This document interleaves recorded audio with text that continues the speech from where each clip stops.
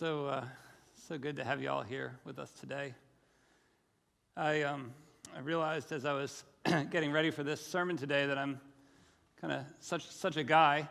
I think leading sermon illustrations in the past for me have been about hunting, one about the army, and today will be about sports. So I guess I want to apologize to those of you who don't connect with like hunting, army, and sports, and say if you have any input for some more from the fairer gender kind of sermon illustrations, let me know.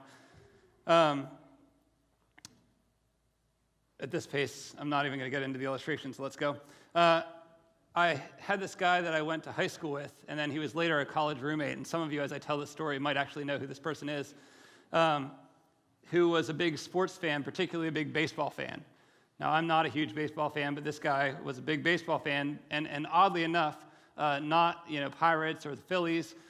He was a big Chicago Cubs baseball fan. That was his team. And in the late 90s and early 2000s, that was sort of a really odd thing to be because the Chicago Cubs had not won a World Series in quite a long time, and that's because of this story that I'm about to tell you.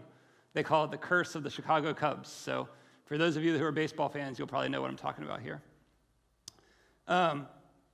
In 1945, the Cubs found themselves in the World Series, and they were playing Game 4 of the World Series. They had last won the World Series in the year 1908, so 37 years before that.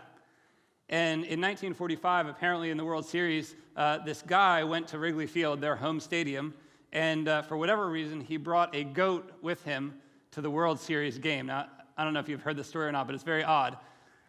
What I don't know is if the guy, did he pay for a seat for the goat? Did the goat, sit on his lap? I'm not really sure about those parts of the story. But in any case, he went to the World Series game, and he took his goat. Well, apparently, partway through the game, the fans around him were complaining so much and so loudly and so passionately about the terrible smell of this guy's goat at the World Series game that they kind of kicked him out of the stadium. And it said that on the way out, he remarked, these Cubs are going to be cursed. They're never going to win the World Series now because he got kicked out of the World Series game with his pet goat or whatever. So he leaves. The Cubs did not win the World Series that year, and they continued to not win. And then I recall, I was kind of a big SportsCenter, ESPN junkie as a kid, and I remember in 2003, I think it was, the Cubs were in the playoffs, and they had a chance to go back to the World Series. And there was this kid by the name of Steve Bateman. I don't know why. Even before getting ready for the sermon, I remember that guy's name. I have no clue why. Steve Bateman, who is a fan of the Cubs, I guess, who was in outfield, and there was a foul ball that was hit, and he reached out over the edge of the stands, and he knocked the ball away from this Cubs outfielder, which meant that they didn't get the out, and thus they didn't win that game, and they didn't end up going to the World Series again. In 2016, the Cubs made it back to the World Series. In an extra inning game, as it turns out, late into the night, they won the World Series, and my friend said that this was basically the best day of his life. The Cubs finally, after 108 years, and this curse and the goat and all that kind of stuff, the Cubs get to and finally win the World Series. With that kind of backdrop, or that story in mind, I'm going to ask Celeste to come up. She's going to be our scripture reader for today. And we're going to read kind of a little bit of a lengthy passage. You can come up now. I'll introduce you a little bit. A little bit of a lengthy passage from Luke chapter 24. And that passage is important because this is Jesus after he's resurrected and kind of with the Cubs story, the curse, and then finally winning the World Series in our brains, that kind of backdrop. You can feel free to either follow along or not, but I think you're going to start at verse 13. She's going to start at verse 13 of Luke chapter 24, so go ahead. Turn it over to you, Celeste.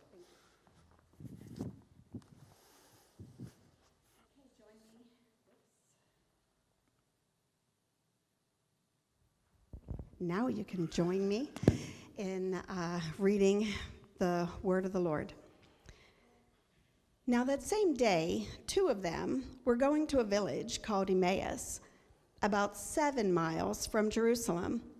They were talking with each other about everything that had happened.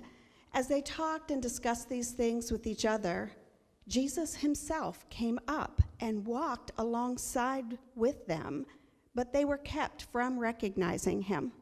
He asked them, "What are you discussing together as you walk along?" They stood still, their faces downcast. One of them, named Cleopas, asked him, "Are you only a visitor to Jerusalem and do not know the things that have happened there these days?" "What things?" he asked. "About Jesus of Nazareth," they replied. "He was a prophet, powerful in word and deed before God and all the people. The chief priests and our rulers handed him over to be sentenced to death, and they crucified him. But we had hoped that he was the one who was going to redeem Israel. And what is more, it is the third day since all this took place.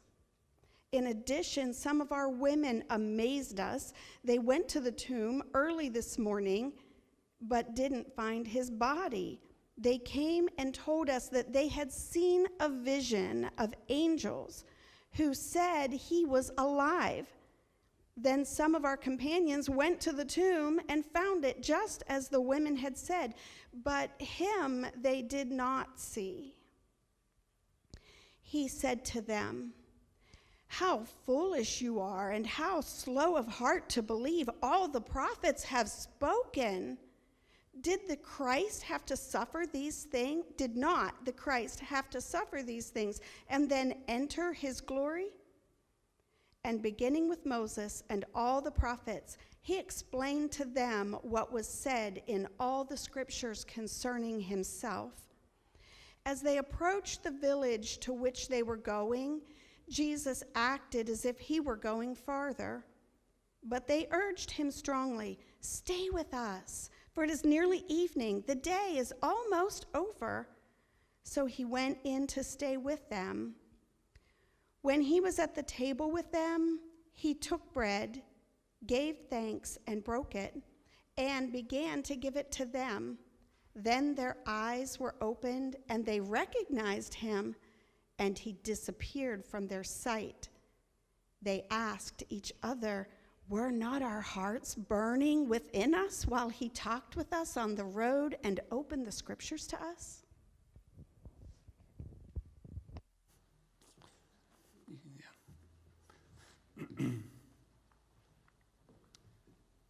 I love that last question.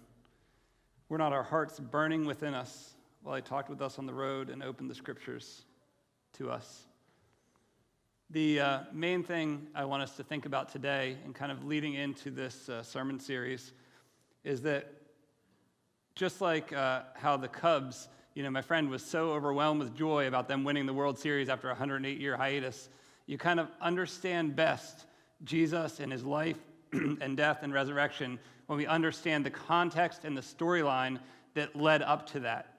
If we skip that or minimize that, or we just kind of show up at Jesus, we miss out on how great the story, the good news or the gospel of Jesus actually is, and it's very good.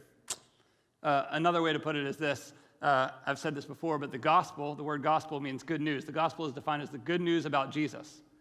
Well, if we can understand correctly, and we can kind of see and work through all the things that led up to the requirement for, and then the sharing of who Jesus is, we can kind of lead up to that. We can get a much better or healthier understanding of how great that good news was.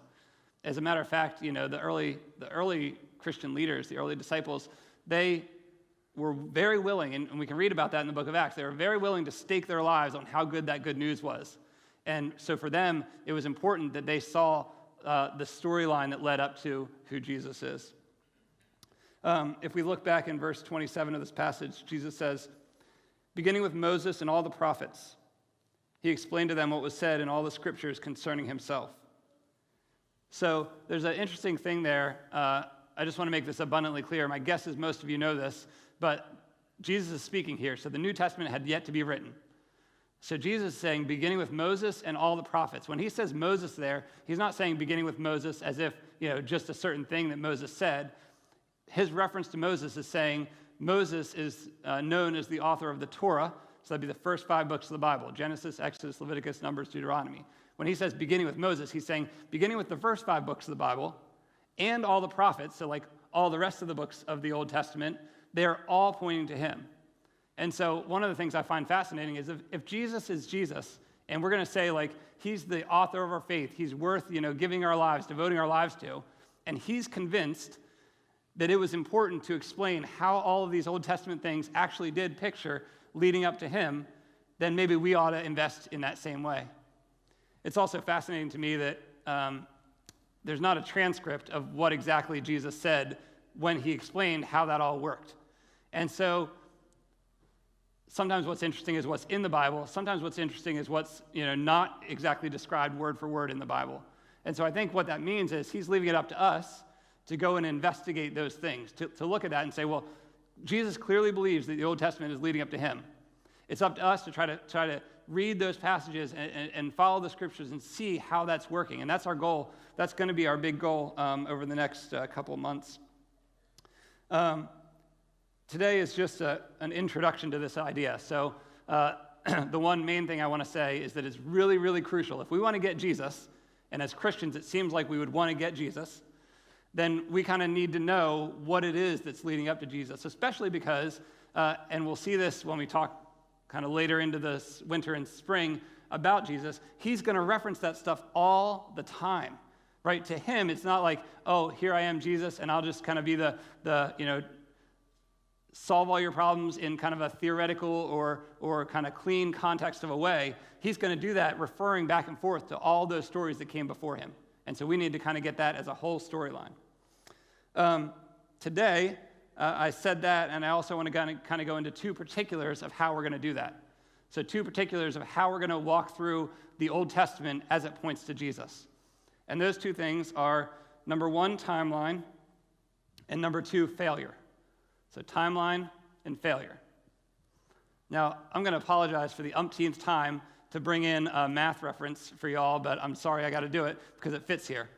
So as a math teacher, I was kind of able to hold one of the most fear-inducing words that I could scare students or adults or any people with, and that is the word fractions. That is the word fractions. You would not believe how many times in class you say something like, okay, today we're going to work through fractions, and the faces just kind of looked like this tremendous amount of dread. And I have a theory for why so many people are afraid of fractions. Here's my theory. I think the reason why people are afraid of fractions is because they do not have what I call a mental number line. They do not have a mental number line. So we're afraid of fractions because we don't have a mental number line. If we don't have a mental number line, we can't place the fraction on that number line where it can't kind of hurt us. So here's an example. The fraction 3/16. If you don't have a mental number line and you don't know kind of what to do with that fraction, then it's just kind of like this random, torture device or tool to scare you that's going to, bother you. I don't get 3/16. What is that? How do I do math with that? I don't know. However, if you have a mental number line, you might say something like, well, 3/16, that's 1/16 less than 4/16. That's a quarter. And so I can tuck 3/16 just to the left of a quarter on a number line, and I can put it there, and it can kind of be tucked out of the way where it can't do any harm to me or anyone else. Some of you might be tradespeople. Let's say you do some kind of construction work, and you're familiar with measuring things. You might say, well, this doesn't apply to me. I'm very comfortable. I can kind of estimate, and I know what 3/16 is, which is exactly proving my point that because you have a mental number line, you are not afraid of 3/16. At this point, you're probably wondering, how on earth is this going to apply to anything related to the Old Testament and the Bible? Let me try. So I think that we often do the same thing, particularly with the Old Testament, but with the Bible as a whole, because we do not have in our brains generally, a lot of us, not everybody, but a lot of us, I think, don't have a biblical story timeline. We do not have a biblical story timeline. And so what happens is, if we don't know kind of the trajectory or the order, or we can't place biblical stories somewhere on this timeline of the narrative history of what God's doing in this world, then we have them as kind of these isolated events. And so we might know of this story of, Joseph and something like that. We might know of King David. We might know of some of these biblical kind of Old Testament, especially stories. But if we can't place them on a timeline in history, we relegate them to a much less of a value than what they should have. And here's what that looks like, I think. We try to only get moral lessons from those stories. So you might hear of something about Noah, and it's like, here's the moral lesson of Noah.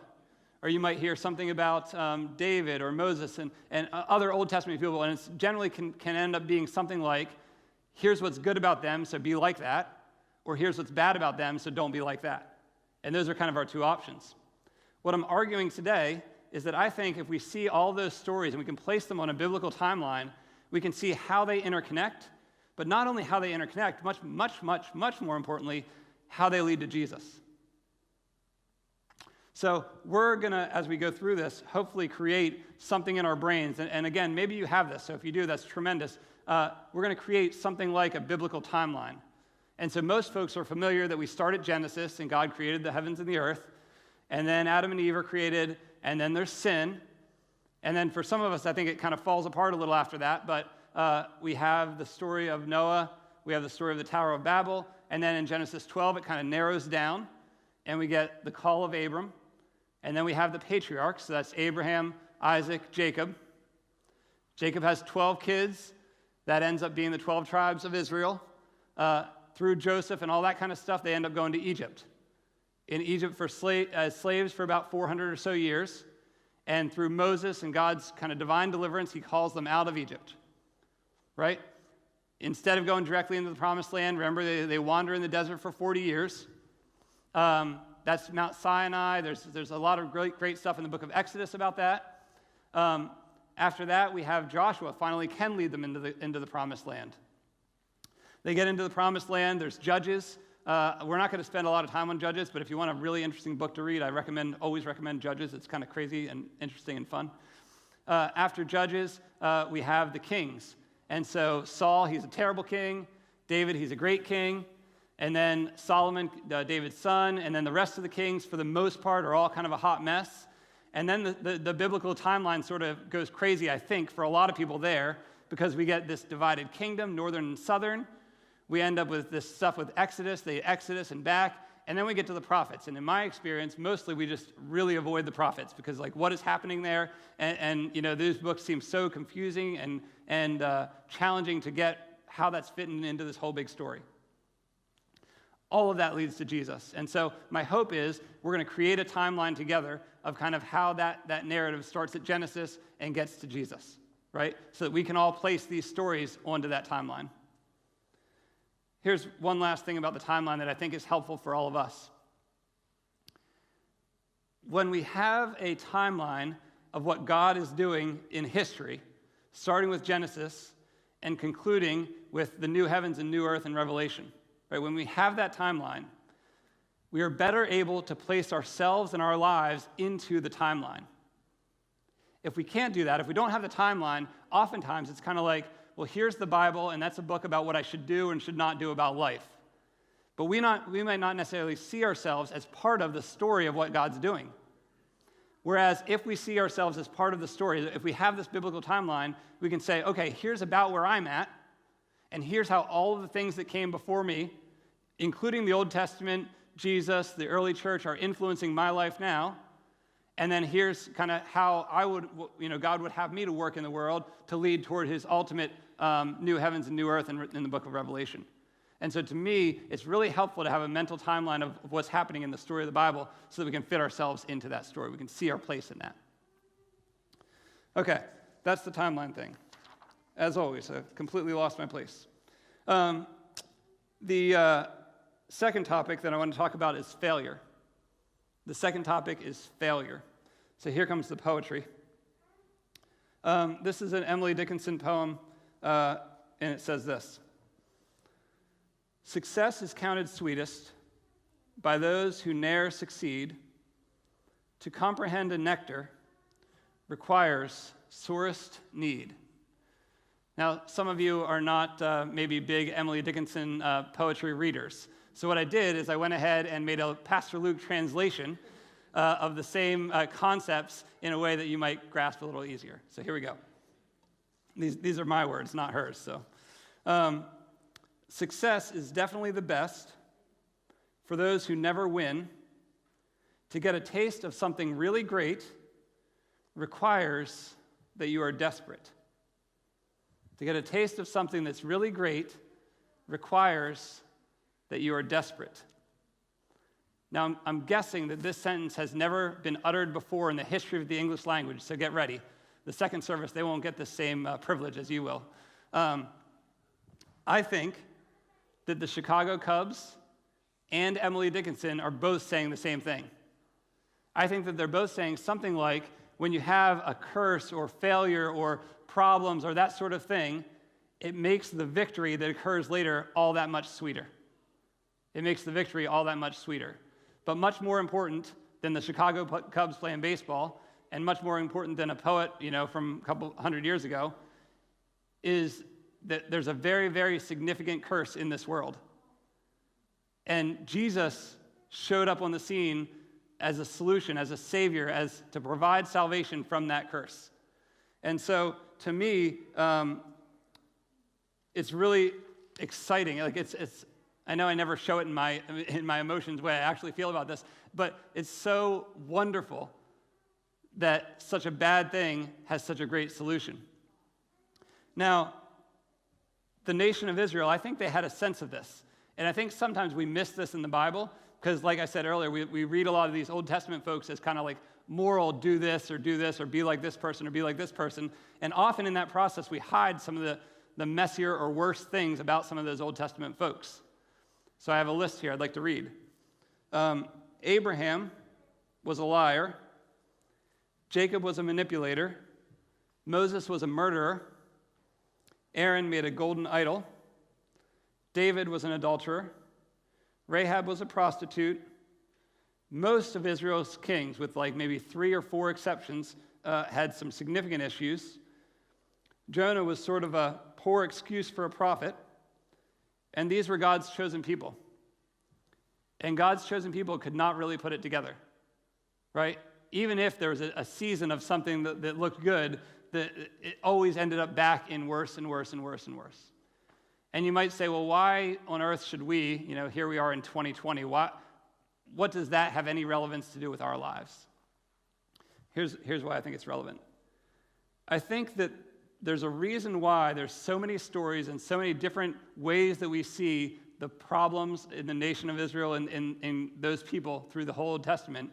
And that is because it can be like something like an invitation into seeing our own lives more clearly. Or maybe another way to say it is a mirror that we can look at and see, well, when I see them and all of their issues, it's not just them and all their issues way back in some historical time. It's me and my issues that I know because I live with myself on a regular basis. And so we could just gloss over that. And so here's an illustration that I found personally pretty helpful. I think sometimes what we do with the Bible is something like this. We generally start at Genesis 1, and God created the heavens and the earth, and that's good. And God created Adam and Eve. And most of us know and think through the story of the fall because sin entered the world, and we know that that's like a generic thing. And the fall is a nice sin story because it's like eating an apple, or eating fruit, that kind of thing, which we don't really have that issue today, so we don't have to worry about that being ourselves exactly.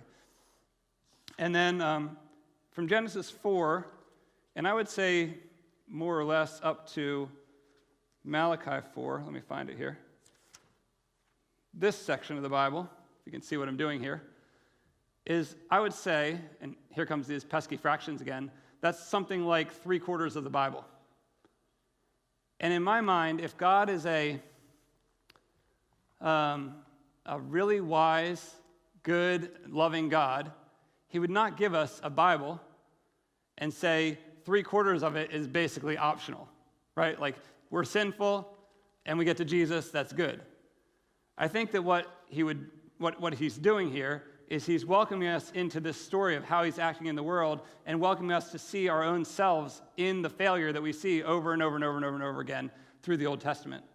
And in that failure, what we see is that I'll speak for myself, fail over and over and over and over and over again. And so it's not really any different. I mean, it might seem like the culture and the context is a little different, but the core issues, the human issues, are still the same. Failure there, then failure now. And if we can do that rightly, when we get to here, when we get to Matthew 1, and we get to Jesus entering the scene and breaking forth in sort of this wonderful display of a solution to all of this challenge, all of this failure, that gets to be pretty exciting. It was said in the passage that we read today that people were looking for this Messiah. The folks were looking for the Messiah.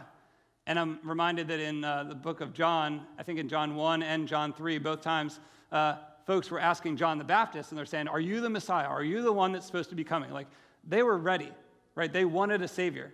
And I think we only are kind of yearning for and want a Savior if we realize we have a big enough issue to need a Savior, right? If we skip that stuff and we don't need the Savior, then, the Savior sounds good, or we might say, come to church and say, like, this is good, we have Jesus, but we don't see that that's a solution to our exact issues that are in our lives.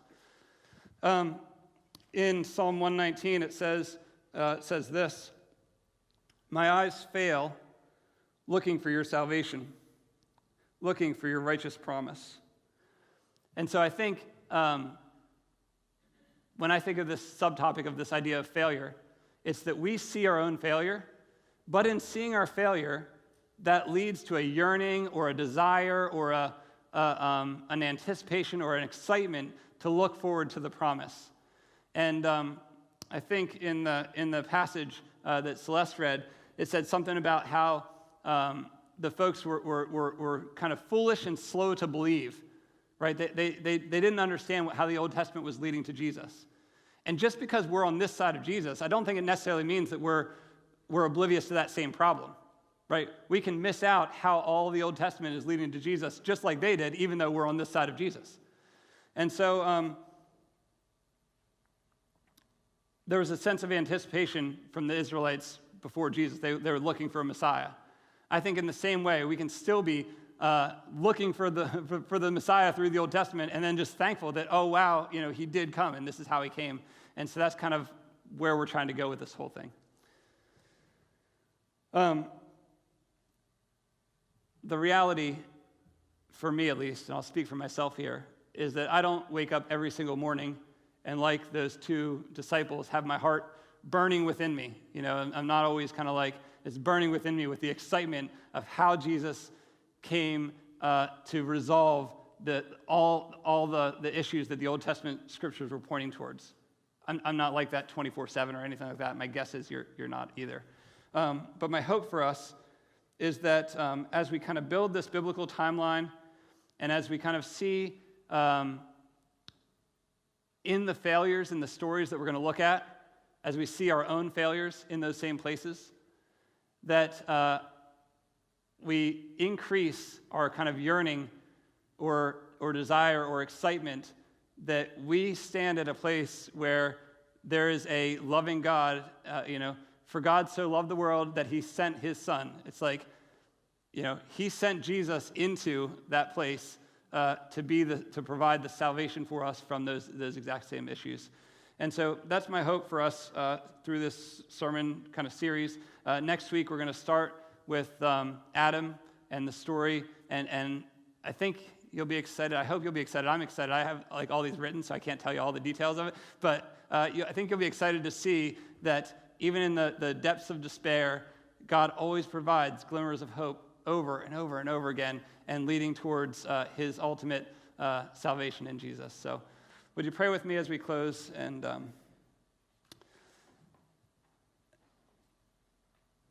Heavenly Father, I thank you that you are a good God who works, has been at work. You're not a God who kind of set the world some way and then just kind of sat back until you needed to send Jesus in. But you're a God who has always been faithful to your people when your people have always not been faithful. And I pray that reality would strengthen us as we realize that we are always tending to being not faithful, that it's a struggle to kind of see, we can look at the reality of the world in front of us and feel a tremendous sense of hopelessness, and yet to have a place where we can say that God is going to be with us and is for us and is going to work in our lives is such a peace-giving and good thing. And so I pray that you'll increase our excitement, that our hearts would burn a little more day by day in excitement for who you are and what you're doing in our lives and in this world. Thank you for Jesus. Amen.